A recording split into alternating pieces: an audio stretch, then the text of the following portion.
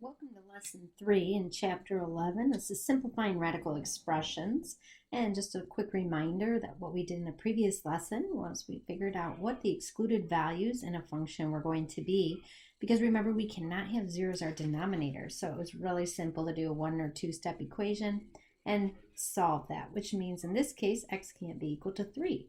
So we're going to be doing the same type of thing in this lesson, but it'll be a little bit more intense because we're going to first simplify the rational expression. And when we simplify, we might actually have to do some factoring like we've done in the previous lessons.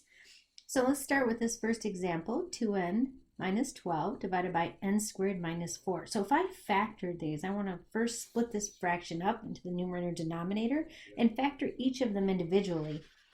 My numerator would factor out to be 2 times the quantity n minus 6, and my denominator would end up being n minus 2 times n plus 2. Now, I can't reduce this at all. I can't really simplify anything else in here at the moment, but what I can figure out now are the excluded values. So the two excluded values here would be 2 and negative 2. And I just want to point out at this moment right here to keep in mind that when you're figuring out these excluded values, what you're really doing here is you are solving an equation. Keep that in mind. You're setting these both equal to 0 and you're solving them.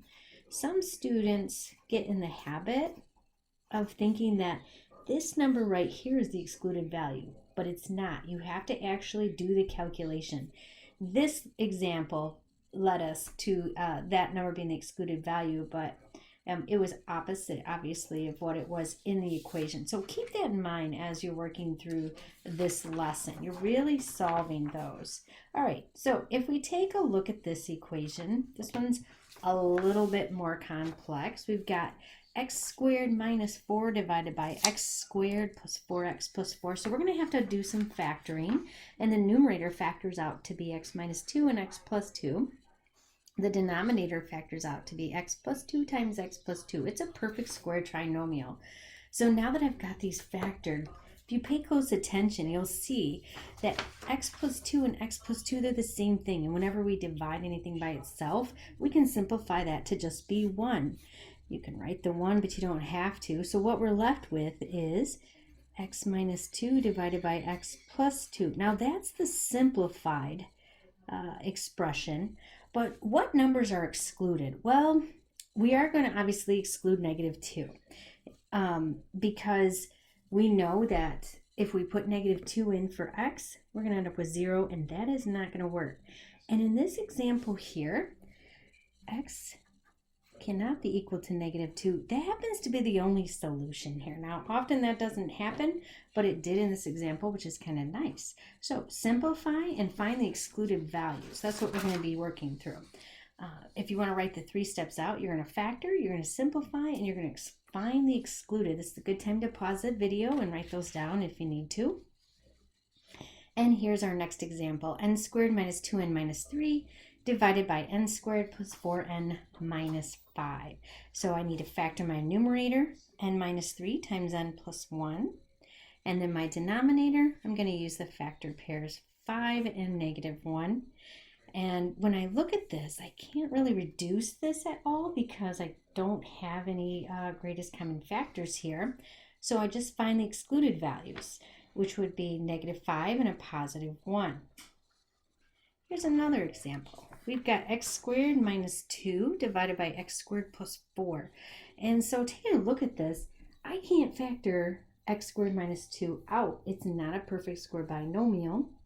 And if I look at x squared plus 4, I definitely couldn't factor that one out. So in this instance, it wouldn't matter what I put in for x. I'm not going to end up with 0 as a denominator. So there are no excluded values here. That means x can be anything. If you remember, gosh, I'm not even sure which chapter this was that you guys learned these rules. These are like the product rules for variables and their exponents. So when we are multiplying two exponents together like this, and they're the same, they have the same base, we add their exponents. When we're dividing them, we subtract those exponents. When we raise a power to another power, we're going to go ahead and multiply them. And when you raise a product to a power. Everything in that parenthesis gets raised to that power. And the last one is when we're dividing. So we're dividing here and we're raising it to a power. We're going to end up with that same variable as our exponent here. So remember those rules. If you don't have them memorized, you might want to jot those down as well in your notes, because as we work through this lesson, we are going to be using those rules. Okay, so let's take a look at this example. Now this one's a little bit simpler. We're looking for the greatest common factor, and then we're going to simplify or reduce, and then figure out what's the excluded value here. So 54 over 24. So what is that going to reduce to be? Well, you can split this up if you want to into the factors. Sometimes I know that can be really helpful for people. So if I were to split this up into factors, I know that this is going to be 6 times 9 in the numerator. And in the denominator, I've got 24, so I would probably use 6 and 4. And I chose those purposely because 6 is the greatest common factor for those two numbers. Now, as far as the variables go, I've got x to the third, and then in the denominator, x to the first and y to the first. So what's my greatest common factor here, and how can I reduce this? Well, I know I can eliminate the 6's, so as part of my fraction, I'm left with 9/4. And then as far as the variables go, well, I'm going to go ahead and subtract the exponents here for the x's because they are common, so it'll be x squared in the numerator. And there are no other y's, so it's just going to be y in the denominator. So what's my excluded value here? I've simplified this, and that looks good, but I have to also write down my excluded value. So I know that y can't be equal to 0. And in this next example here, I'm going to go ahead and factor out. I've got 3x minus 9 over x squared minus 5x plus 6, and I'm going to factor the numerator, 3 times x minus 3, and factor the denominator. And as you're working through these, feel free to pause the video at any point if you want to go ahead and try to work them out on your own first, and then check it with what I've done to see how you're moving along. It's not a bad idea. So when I reduce this, I can actually eliminate x minus 3 and x minus 3. They're the same thing. And I'm left with 3 over x minus 2. But don't forget the very last thing, and that would be what are the excluded values. Now, there are actually 2 excluded values here, and I really want to point that out to you. Even though we eliminated the x minus 3, it's important that we understand from the get-go that x cannot be equal to 2 and x can't be equal to 3. Not just what we've left with here in our simplified version, but we have to go back up here to our factored version and understand that, look, we can't have x being 2 or 3, which, I mean, honestly, we go back up here, we should also put that x can't be equal to 0 here either, because if it were 0, we would have an issue, wouldn't we? All right, another example here. This one's a little bit more work as well. So we've got m squared minus 4 over m squared plus 6m plus 6.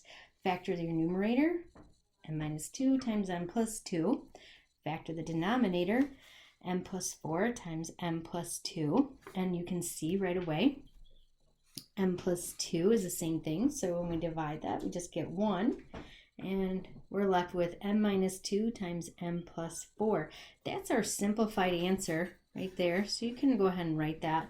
But remember that we have to include both numbers here as far as our excluded value. So m can't be equal to 4 and m cannot be equal to -2. So keep that in mind. 2 solutions there. And we've got one more problem I want to show you, and then you can head off and do this work.